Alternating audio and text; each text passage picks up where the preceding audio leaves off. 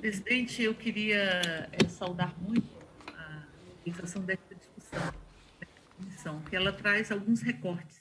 O recorte de gênero, de uma violência de gênero, que vai, enfim, se traduzir nas estatísticas. Eu penso que é um processo. São tantas as violências, né? São tantas as violências que são tão naturalizadas e, em grande medida, não são percebidas, porque a naturalização das violências, elas fazem com que nós possamos perpetuá-las, né? Há pouco tempo atrás não se fazia o recorte de uma violência obstétrica.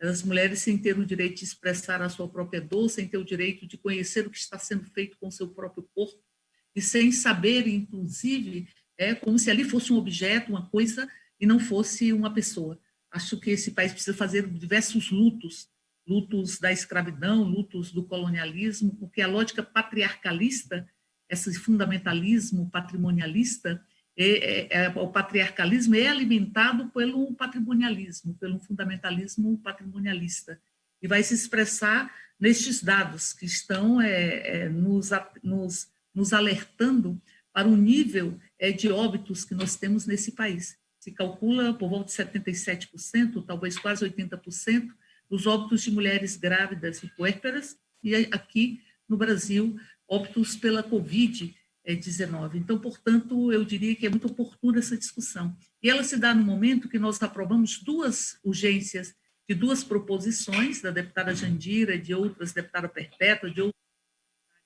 do PCdoB, que diz respeito à proteção das grávidas neste processo de pandemia. Ontem, na reunião da Secretaria de Políticas para as Mulheres, a deputada Carmen estava lá também, nós discutimos outros projetos, como o projeto, por exemplo, da deputada Sâmia, o 2765, que estabelece ampliação da licença maternidade durante o período de pandemia e também da licença paternidade, porque é preciso resgatar a paternidade que muitas vezes é negada e que não pode ser considerada uma opção. A opção de se ser pai ou não dos seus próprios filhos, que é dada aos homens, ela é fruto, e também é semente, mas ela é fruto de um processo sexista e de um processo machista. E aqui nós vamos também perceber que as discriminações e as violências, elas nunca são solitárias, elas vão carregando outras violências, e elas vão se agrupando e se ligando a outras violências. E a violência de gênero expressa neste nível de atentado contra grávidas e puérperas durante a pandemia, ela vai atingir as mulheres negras de uma forma mais intensa. Aliás, a deputada Carmen já falava sobre isso, é que as mulheres negras, elas têm um componente, esse mix de discriminações, que nos lembram que também não fizemos o luto da escravidão e tantos os lutos que esse país precisa fazer, mas não os lutos sobre os corpos de uma Covid, que foi negada na sua gravidade e que não é enfrentada por uma articulação centralizada do próprio governo federal. Então, portanto, neste momento, discutir o impacto significa discutir, primeiro, as causas, é preciso discutir quais são as causas, é discutir a necessidade de ampliação dos testes das pessoas, das mulheres grávidas, discutir a eficácia do pré-natal. O pré-natal, sob hipótese nenhuma, ele pode ser interrompido, porque penso eu que o pré-natal deveria agregar outras políticas, né?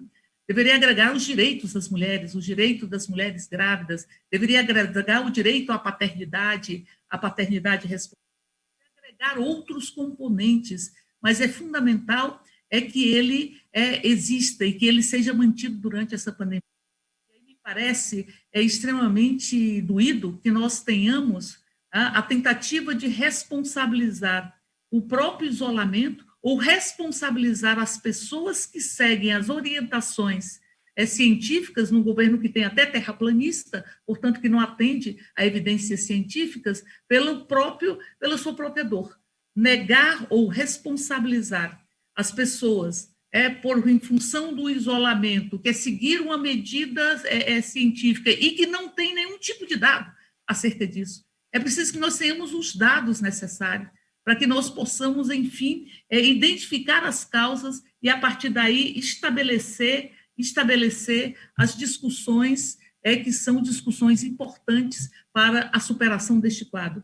E, por fim, falar que nós também temos um outro projeto, o projeto da deputada Marília Arraes, que é o projeto 1615, que também assegura os direitos das mulheres grávidas e faz esse recorte da gravidez para que nós possamos ter uma proteção diferenciada, num país que muitas vezes não dá o direito das mulheres de serem donas do seu próprio corpo, mas também não dá o direito das mulheres optarem de forma segura e tranquila para exercerem a maternagem. Projeto da deputada Marília Arraes, tá? Aliado aos 2 projetos que aprovamos hoje, a urgência, e o projeto da deputada Sâmia, que amplia a licença maternidade para, inclusive, assegurar o direito à criança do vínculo, da nutrição, da alimentação, enfim, e, ao mesmo tempo, assegurar, como propõe a deputada Marília Arraes, a proteção especial para as grávidas, tem uma urgência.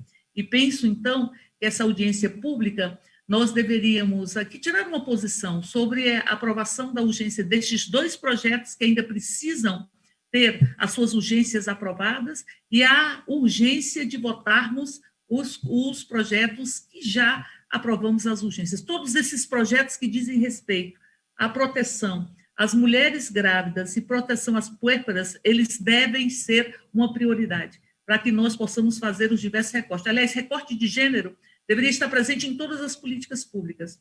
Recorte de gênero deveria também estar sendo efetivado na participação da construção, que está muito debilitada e fragilizada no momento que os conselhos são muito atacados, a participação social na elaboração das próprias políticas públicas. Por isso, quando a gente fala, como falou o professor Geraldo, que nós estamos aprendendo, a gente fala, aprendemos muito hoje, e vamos trocando esses saberes para podermos enfrentar as discriminações e ir puxando os fiapos de vida que estão sobre os escombros de tantas desigualdades e de tantas discriminações. São as mulheres negras, mulheres negras e pobres, as que mais sofrem, porque tem razão Simone de Beauvoir, e com ela eu me calo.